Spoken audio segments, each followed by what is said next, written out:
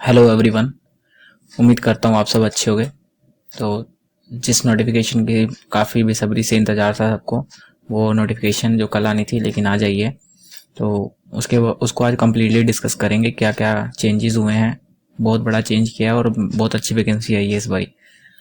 तो ये रहा अपना नोटिफिकेशन। मैंने ऑलरेडी जो पॉइंट्स हाईलाइट करने वाले वो कर लिए हैं, तो शुरू करते हैं अपनी वीडियो। तो एप्लीकेशन स्टार्ट हो गए हैं, मैंने इवन अभी चेक किया, तो पोर्टल चालू है। आप चाहो तो अभी भी अप्लाई कर सकते हो। और 17/2 रात के 11 बजे तक इसकी वो रहेगी, लेकिन आप लेट ना करें, इससे पहले अप्लाई कर दें।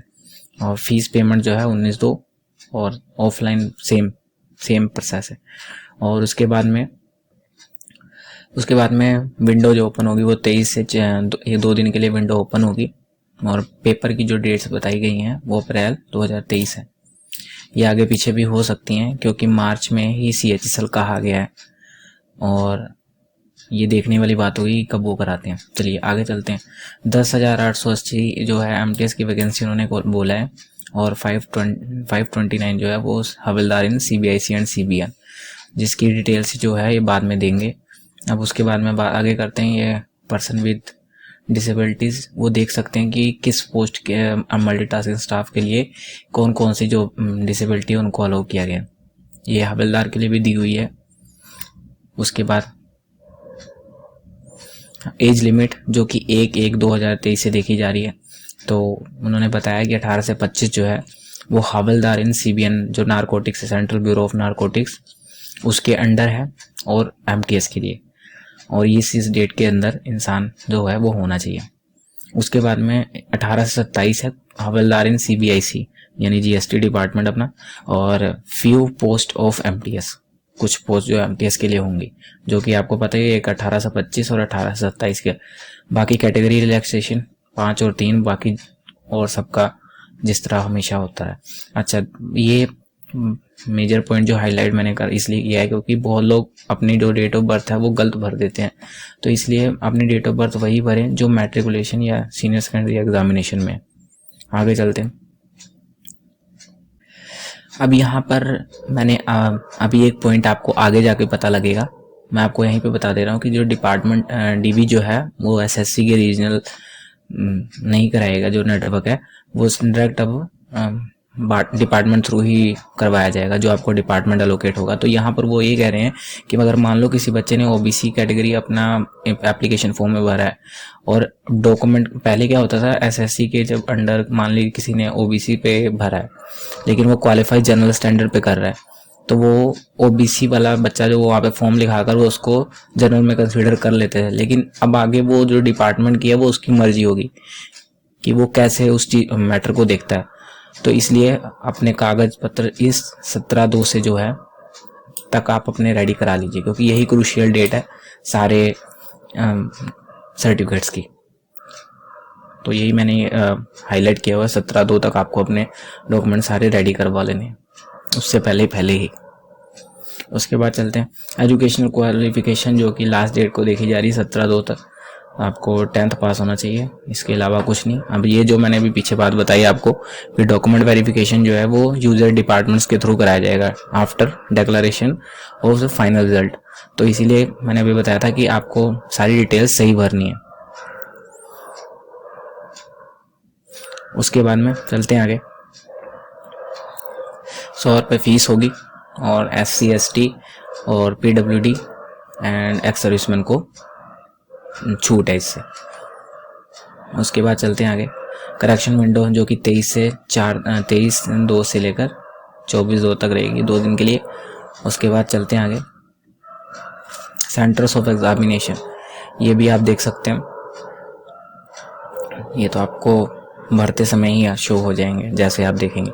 उसके बाद में अब जो मेन फैक्टर जो चेंज हुआ है वो कह रहा है कि एग्जामिनेशन जो होगी वो computer based physical efficiency test और PST के होगी, वो जो और PST और PET जो है वो हवलदार पोस्ट के लिए ही होगा। उसके बाद आगे चलते हैं। जो कंप्यूटर बेस्ड एग्जामिनेशन है वो 13 रीजनल लैंग्वेज में कराई जाएगी, जो कि ये 13 लैंग्वेज की डिटेल्स आपको दी गई है। इनके जो कोड होंगे वो आपको एनेक्सर 15 में दिख जाएंगे। अच्छा, जो मेन बात है कि दो सेशन में कराया जाएगा। और जो सेशन फर्स्ट और सेशन सेकंड और दोनों ही सेशन को मैंडेटरी है करने के लिए। अगर आप कोई सेशन अटेम्प्ट नहीं करते हो दोनों में से तो आप डिस्क्वालीफाई हो जाओगे।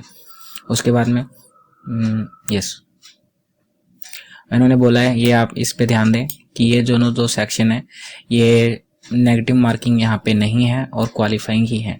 अभी इसके जब नीचे मैं आपको दिखाऊंगा तो वहाँ पे दिखाया गया मैं 30% जनरल की कट क्वालिफाइंग मार्क्स रखे गए हैं सेशन फर्स्ट में, और जो मेरिट डिसाइडिंग पेपर होगा वो होगा सेशन 2 आपका। 20 क्वेश्चन जो है न्यूमेरिकल एबिलिटी के होंगे जिसके मार्क्स होंगे 60, मतलब कि एक क्वेश्चन 3 मार्क्स का हो गया। और सेम चीज़ जो है वो रीजनिंग में होगी, और वही चीज़ है जो यहाँ पे जो 20 क्वेश्चन थे वो क्वेश्चन 25 हो जाएंगे और मार्क्स वेटेज सेम रहेगी 25 × 3 75, 3 मार्क्स का एक क्वेश्चन। अच्छा, उसके बाद में बोला गया कि जो पेपर है वो इंग्लिश और 13 रीजनल हिंदी और 13 रहेगा, मतलब कि ये 2 सेक्शन और ये वाला सेक्शन, ये तीनों जो है आपको इन इंग्लिश हिंदी और 13 रीजनल मतलब 15 लैंग्वेज में आपको ये तीनों देखने में मिलेंगे, लेकिन इंग्लिश तो इंग्लिश में ही रहेगा। उसके बाद मैंने साफ बताया कि नॉन नेगेटिव मार्किंग है जो कि मैंने आपको यहाँ पे बता दिया। और उसके बाद में जो सेकंड वाला है सेशन 2 उसमें 1/3 की नेगेटिव मार्किंग है, मतलब कि 1 मार्क कटेगा एक क्वेश्चन करने मतलब गलत करने में। उसके बाद में चलते हैं आगे। इंडिकेटिव सिलेबस आप देख सकते हैं अपने अकॉर्डिंग। और फिर यहाँ पे एक बार एम्फेसाइज है, जनरल अवेयरनेस एक मेजर रोल प्ले करेगा। अभी मैं आपको बताता हूँ क्यों। उसके बाद में आ जाइए पीईटी जो कि अपना हविलदार पोस्ट के लिए ही है, सीबीआईसी एंड सीबीएन में। वॉकिंग 1600 मीटर इन 15 मिनट, और फीमेल के लिए 1 किलोमीटर चाहिए, 1 किलोमीटर दौड़ना होगा 20 मिनट में, आराम से हो जाएगा, ये कोई दिक्कत परेशानी नहीं होनी चाहिए। उसके बाद में हाइट आप देख सकते हैं मेल के 157.5 है, और कुछ रिलैक्सेशन भी है, और चेस्ट जो 81 सेंटीमीटर है, और आगे देख सकते हैं आप अपने अकॉर्डिंग। और पीईटी जैसे कि आपको पता है खुद मेरे का सीबीआईसी वालों के द्वारा ही कराया जाता है कि कहाँ पे वो उनका आगे है कि वो कहाँ पे कराते हैं। उसके बाद में आप देख सकते हैं कि कौन कौन से इनके लिए डिजेबिलिटी जो हविलदार पोस्ट के लिए वो एलिजिबल, किस चीज़ के लिए उनको एग्जाम्पशन मिलेगी। लेट सपोज कोई HHS हार्ड ऑफ हियरिंग है तो उसको कोई एग्जाम्पशन नहीं है, उसको वो दोनों चीज़ें क्वालिफाई करनी पड़ेंगी। आगे यस आगे फटाफट चलते हैं। यस ये जो भी पहले आपको बात बताएगी कि डॉक्यूमेंट वेरिफिकेशन जो है वो की बार एसएससी द्वारा नहीं कराया जाएगा, डायरेक्ट डिपार्टमेंट ही आपका डीबी कराएगा। उसके बाद चलते हैं, इन्होंने बोला प्रेफरेंस ऑफ पोस्ट प्रेफरेंस जो है आपने बहुत ध्यान से देनी है, कोई गलती नहीं करनी उसमें, जिसको क्योंकि एक बारी जो ये कर दी गई फॉर्म में उसके बाद आप कुछ नहीं कर सकते। अब मेन बात जो कर लेते हैं सीबीआईसी के अंडर, जो यहाँ पर इन्होंने मेन बात कही है कि जो डीजीपीएम है उसका जुरिडिक्शन जो है ऑल ओवर इंडिया है, और कि जो भी इंसान को जो भी कैंडिडेट को डीजीपीएम मिलेगा सीबीआईसी में उसको कहीं भी सर्व करना पड़ सकता है। लेकिन जो सेंट्रल ब्यूरो ऑफ नारकोटिक्स है उसमें बता दिया है कि उनका हेडक्वार्टर जो ग्वालियर एमपी में है, और ब्रांच ऑफिस जो नीमुच और लखनऊ में है एंड कोटा, तो यहाँ पर जो है इनको काम करने को कहा होगा। उसके बाद में चलते हैं, जैसे कि मान लीजिए आपने सारी प्रेफरेंस देनी है और जो प्रेफरेंस आप नहीं देना चाहते, लेट सपोज कोई कैंडिडेट है जो दिल्ली एमटीएस दिल्ली में ही जॉब करना चाहता है और कहीं नहीं काम करना चाहता, मान लो उसको एक ही प्रेफरेंस देनी है तो बाकी सब में वो XXX मतलब मार्क करवाएगा कॉलम्स में। उसके बाद में वही बताया गया कि अगर वो उस वैकेंसी के लिए मान लो एमटीएस भर देता है और उसके बाद उसने सब जगह X लगा दिया है तो फिर वो और किसी पोस्ट के लिए कंसीडर नहीं होगा। और खासकर ये चीज़ भी उसको खुद देखनी पड़ेगी कि जिस एरिया में अप्लाई कर रहा है वहाँ पे वैकेंसी है कि नहीं है। जैसे ये देखिए वगैरह कैंडिडेट ने 6 प्रेफरेंस दी हुई हैं इस तरह, and then he shall be considered against the vacancies of MTS Delhi and shall not be considered for any post कम। मतलब मान लो आप बिलोंग यूआर से कर रहे हो लेकिन आपने ये देखा कि एमटीएस दिल्ली में या मान लो हविलदार जीएसटी में कोई वैकेंसी जब है ही नहीं वहाँ पे, तब फिर आपको किस तरह से एलोकेशन कर दी जाएगी, नॉर्मल सी बात है। अच्छा, उसके बाद में जो बताया गया कि परफॉर्मेंस जो है इवेल्युएटेड फर्स्ट, मतलब कि पहला जो सेशन है मैथ्स और रीजनिंग वो पहले चेक होगा और उसके बाद ही जो है क्वालिफाई में अगर वो बच्चा क्वालिफाई करता है, मतलब कि जो इन्होंने बताया कि सेशन फर्स्ट में जो क्वालिफाइंग मार्क्स कहा गया, लेकिन हो सकता है ये बढ़ भी सकते हैं। तो जो सेशन फर्स्ट में क्वालिफाई करेगा उसको ही अगला उसका सेशन 2 इंग्लिश और जीके चेक होगा। उसके बाद में चलते हैं, बताया गया कि जो एमटीएस की पोस्ट के लिए होगा उसमें परफॉर्मेंस सेशन 2 की देखी जाएगी और उसके बेस पर शॉर्टलिस्ट किए जाएंगे बच्चे। उसके बाद में जो हवलदार की पोस्ट है उसमें 1:5 के उसमें किए जाएंगे। हालांकि यहाँ पर इन्होंने ऐसा कुछ बताया नहीं है कि एमटीएस के बाद, अब जैसे कि डिस्क्रिप्टिव तो बचा नहीं, तो अब देखना ये होगा कि लिस्टें तो 2 आएंगी कि कौन बच्चा किसके लिए क्वालिफाई कर रहा है, लेकिन जब शायद हवलदार वालों का हो जाएगा पीएसटी और पीईटी, उसके बेसिस उसके बाद ही फाइनल मेरिट डिसाइड होगी। तो यहाँ पर इनका कहने का मतलब है कि 2 सेपरेट लिस्ट आएंगी इस प्रोविज़न के अंदर। और उनका ये भी कहना है कि कॉमन कैंडिडेट्स भी शॉर्ट लिस्ट हो सकते हैं, एक ही बच्चा हवलदार पोस्ट के लिए भी और एमटीएस के लिए भी हो सकता है। तो होगा ऐसा कि पहले आपका टियर फर्स्ट जो हो जाएगा, उसके बाद में आपका 2 लिस्टें आएंगी, जो कि यहाँ पर ये बता रहे हैं, यहाँ पर था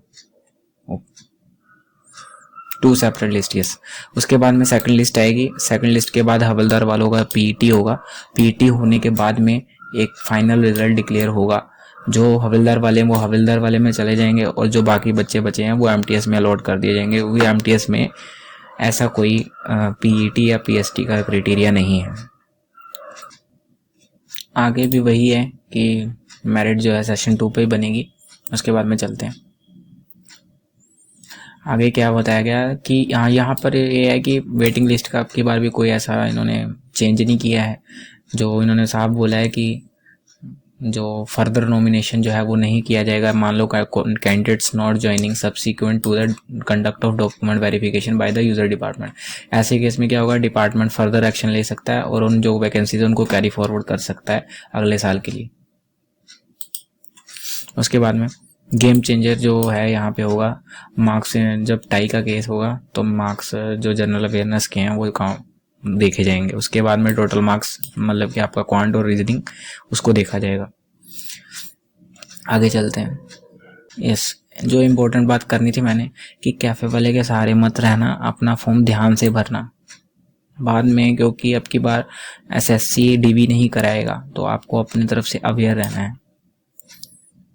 आगे चलते हैं। यस, ये रहा आपकी फ़ोटो का साइज़, पुराने वाला ही है, कोई डेट डूट डालने का नहीं कहा गया है। उसके बाद में सिग्नेचर जो है पुराने स्टैंडर्ड ही है कि 10 से 20 के भी उस तरह का बनाना चाहिए। एक और बात बोली गई कि कंप्यूटर यहीं पर ही आपको सेलेक्ट करनी है, ना कि वहाँ पे कि आप किस लैंग्वेज में पेपर चाहते हैं।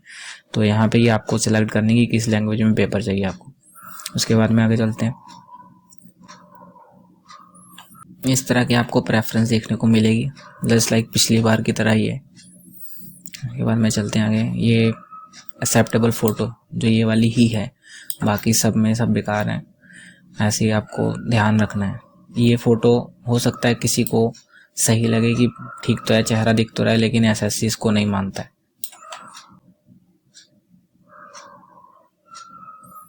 ये एससी का सर्टिफिकेट इस तरीके से आपको एससी में तो वैसे दिक्कत आती नहीं है, ज़्यादातर बच्चों को दिक्कत आती है ओबीसी, क्योंकि कुछ कास्ट जो होती हैं वो स्टेट लिस्ट में होती हैं और कुछ कास्ट जो होती हैं सेंट्रल लिस्ट में होती हैं।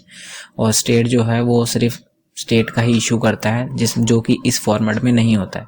वो गवर्नमेंट ऑफ कुछ भी हो सकता है, जैसे कि अगर यूपी में बन रहा है तो हो सकता है गवर्नमेंट ऑफ यूपी हो और उनका कुछ रेजोल्यूशन अलग होता है, लेकिन आपको इस फॉर्मेट में ही बनवाना है।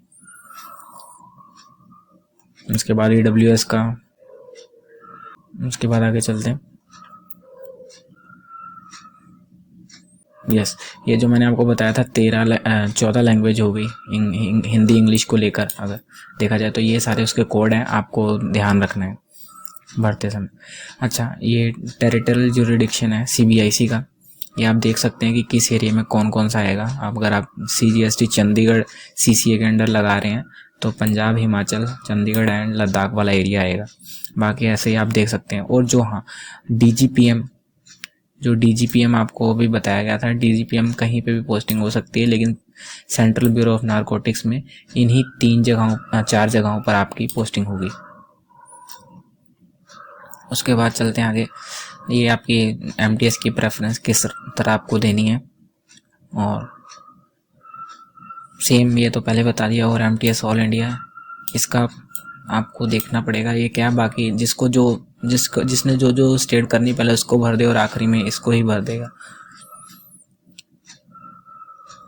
बस यही था आपके अपने नोटिफिकेशन में। यस, और हाँ, हवलदार की वैकेंसी जो कि सीबीआईसी में, उसका डिटेल्स यहाँ दिया हुआ है।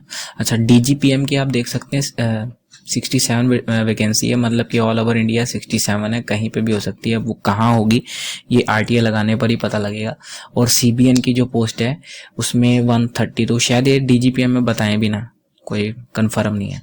CBN central bureau of narcotics में 132 सीट्स हैं, और आपको उसमें पता ही लग गया कि कहाँ कहाँ होगी। उसके बाद में अब सीबीआईसी में देख लेते हैं। लेट्स सपोज अभी ऊपर बताया गया था कि मान लो कोई बच्चा, मान लीजिए एमटीएस भोपाल हवलदार इन भोपाल भरता है, सिर्फ एक प्रेफरेंस रखता है और वो यूआर कैटेगरी से। लेकिन अब यहाँ पर आप देख सकते हैं कि यूआर की कोई वैकेंसी नहीं है।